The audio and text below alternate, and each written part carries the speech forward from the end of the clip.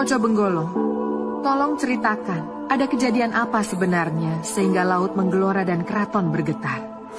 Mohon maaf, Kanjeng Ratu. Ada berita buruk tentang Laut Jawa. Laut Jawa sedang bergolak. Laut Jawa bergolak?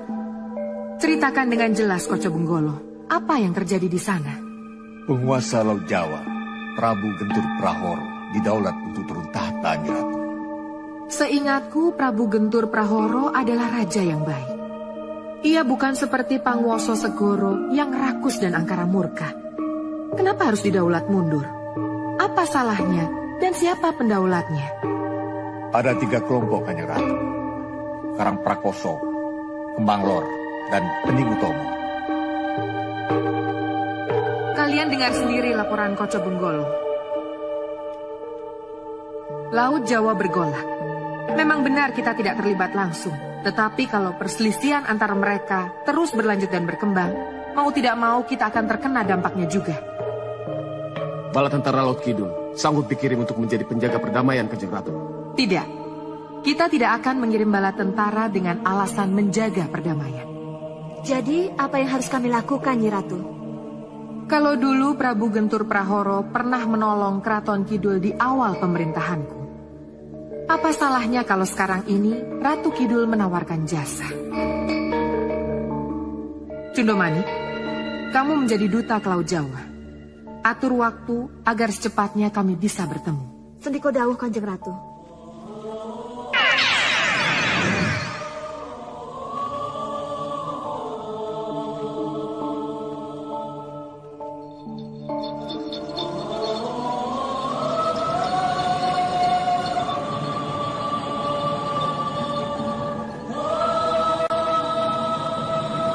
Dinda Ratu, Kakang tidak sangka kita akan bertemu secepat ini.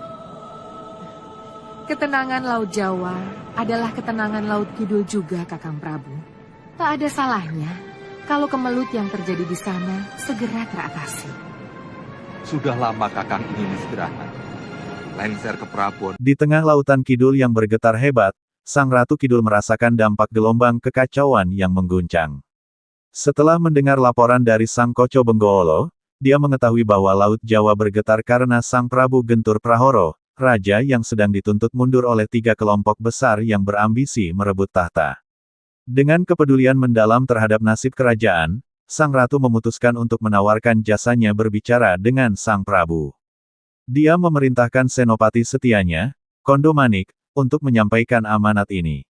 Misi itu penting, jika tidak diatasi, getaran lautan ini akan membawa malapetaka bagi semua.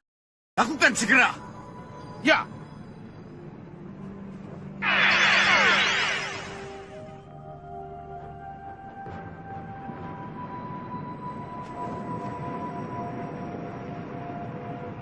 Sudah tidak bisa dihindari lagi, Kakang Prabu. Biarkan mereka bertanding. Kalau memang itu yang harus terjadi, terjadilah.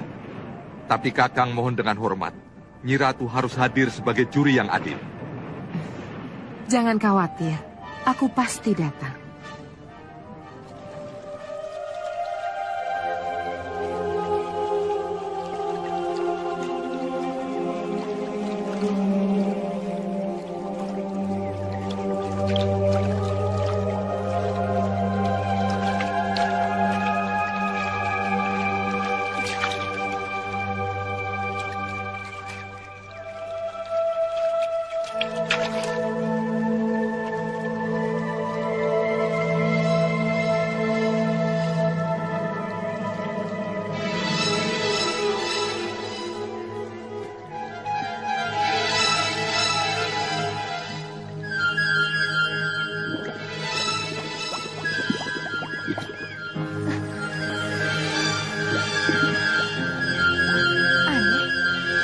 Ada apa ya?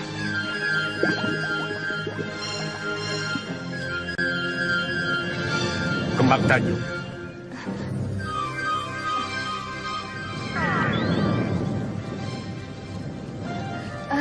Iya, Guru. Beberapa waktu yang lalu, aku beritahu kamu bahwa aku bisa menemui kamu melalui cermin atau air. Maka jangan kaget kalau sekarang ini aku menemui kamu. Iya, Guru. Perjalananmu mencari Tumenggung Cokronanggolo masih jauh Kembang Tanjung.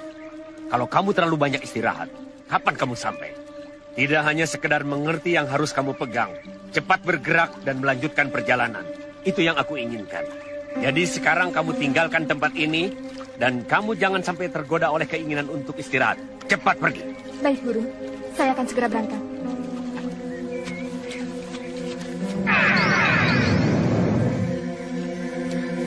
Mudah-mudahan istirahatku sudah cukup.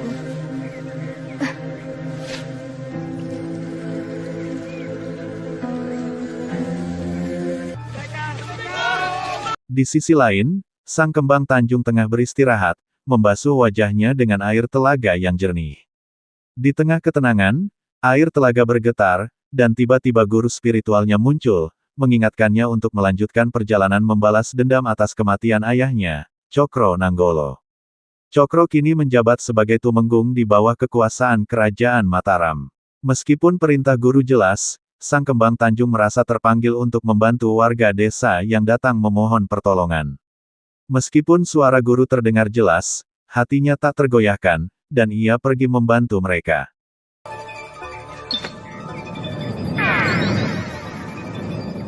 Hei, Kembang Tanjung, tunggu. Lanjutkan saja perjalanan. Tak perlu kamu tolong orang itu. Hei, tunggu!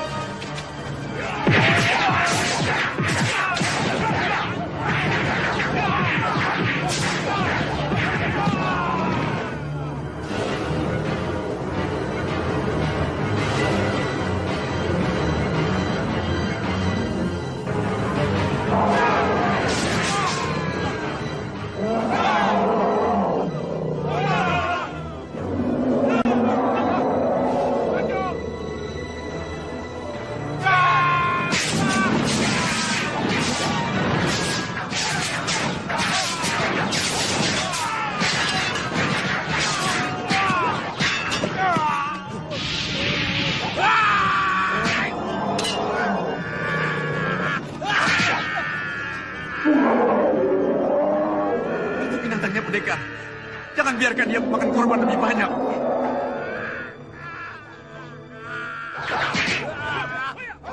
Doakan saya mampu melawannya. Saya akan mencoba.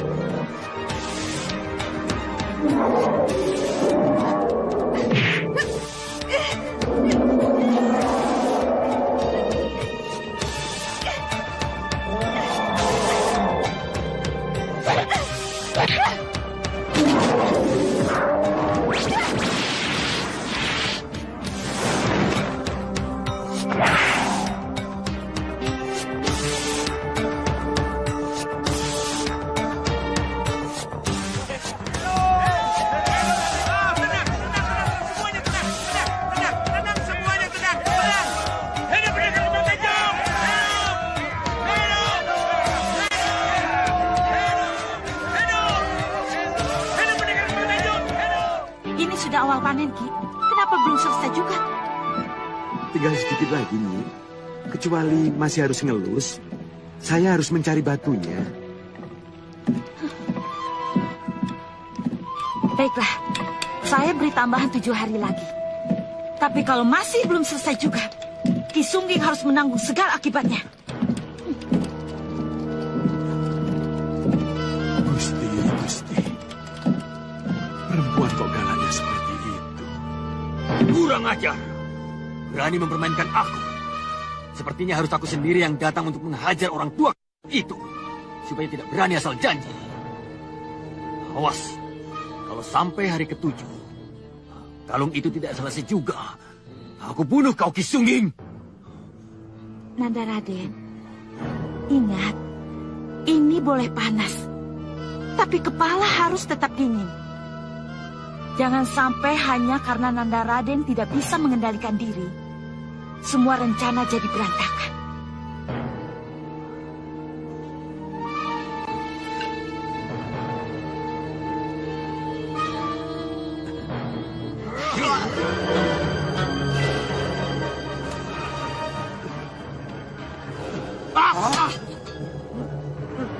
Raden pembunuh!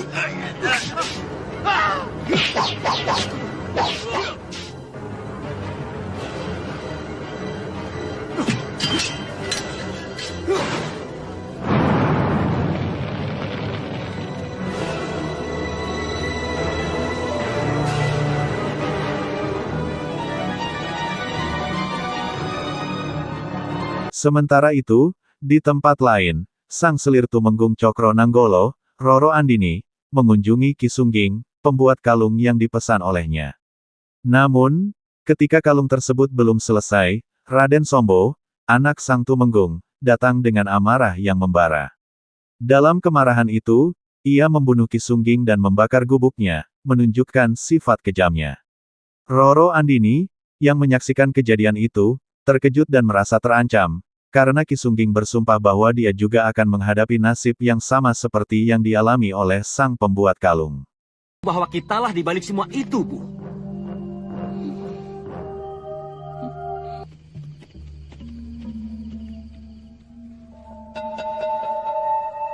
Hasil karyamu memang sangat indah, Ki Sungging. Sebetulnya sayang sekali kalau kalung ini kuberikan sebagai hadiah. Tapi karena aku punya tujuan lain yang lebih besar dari sekedar hadiah. Apa boleh buat? Loro Andini. Hutang pati harus dibayar pati, Loro Andini. Dengar apa yang akan terjadi denganmu. Kau dan Raden Sombo, anakmu, akan mati karena kalung itu. Tidak. Apapun yang akan kalian lakukan dengan kalung itu, kelak kalung itu akan kembali pada kalian dan akan merenggut nyawa kalian. Tidak, itu tidak akan terjadi, Ki Sungging. Tidak akan pernah. Hutang pati harus dibayar pati, Loro Andini. Kalian tidak akan bisa mengelak. Camkan itu. Tidak. Camkan. Tidak. Itu tidak akan terjadi, Ki Sungging. Tidak. Ada apa, Bu? Ada apa dengan Ki Sungging? Tidak. Tidak ada apa-apa, Raden. Tapi Ibu menyebut nama Ki Sungging. Tadi saya mendengarnya dengan jelas, Bu.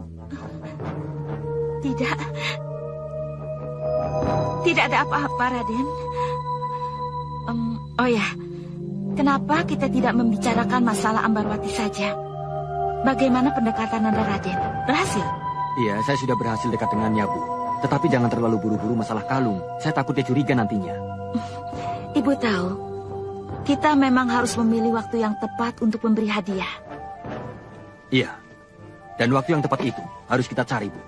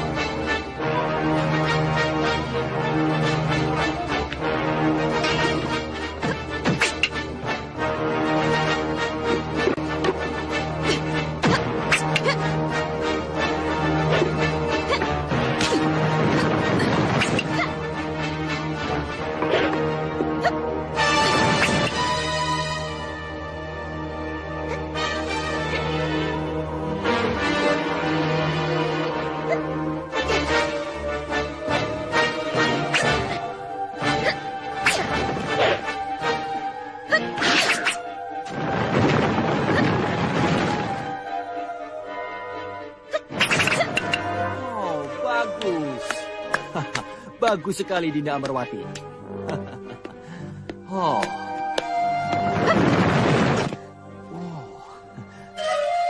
Kanda Sombo, mohon jawab pertanyaan saya. Apa pertanyaannya, Dinda? Kenapa akhir-akhir ini Kanda Sombo begitu memperhatikan saya. Boleh saya tahu, apakah ada maksud tertentu di balik semua ini? Apa salahnya seorang kakak memperhatikan adik yang baru saja ditinggal mati oleh ibunya? Tentu saja tidak.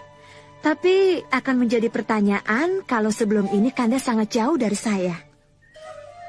Bahkan bisa dikatakan tidak punya perhatian sama sekali pada saya.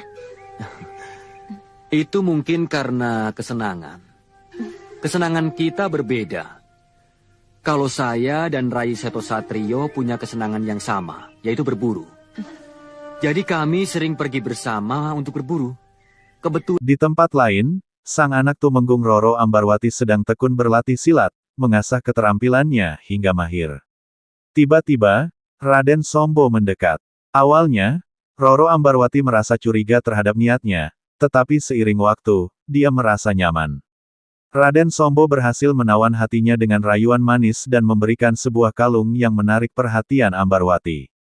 Tanpa menyadari bahwa kalung itu adalah perangkap, Ambarwati terjebak dalam rencana jahat kakaknya, yang ingin menjerumuskan dirinya ke dalam konflik yang lebih dalam. ini. Kanda ingin memberikan hadiah. Lihat bandulnya. Indah sekali kan? Wah, indah sekali. Tapi kalung ini seperti punya Ibunda Ayu Sekarsari. Kenapa? Kamu tidak suka?